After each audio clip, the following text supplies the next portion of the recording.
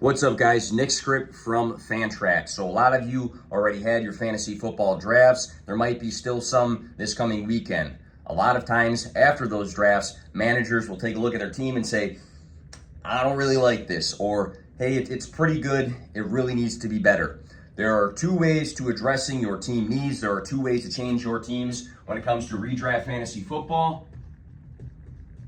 One way is through waivers, the waiver wire. And another way is through trades. Let's talk steps to trading today.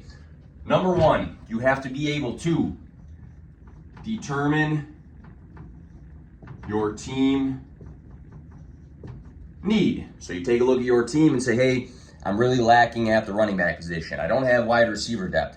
Whatever it is, you have to be able to determine, how does my team get from here to here? How does my team get better? Number two, identify teams in your league that can address that team need.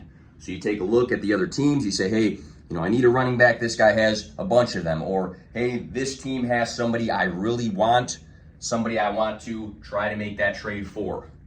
Number three, often forgot about. You need to identify that teams need. People forget about this often.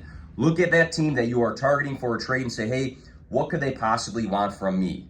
You see too often in a one quarterback league, somebody that has Patrick Mahomes is offered a quarterback. Probably doesn't want another quarterback. The Kelsey manager gets offered TJ Hawkinson. It doesn't make sense. You need to identify that team, how they can address your need, but also when you're making a trade, what is their incentive to make a trade? What do they need that I have?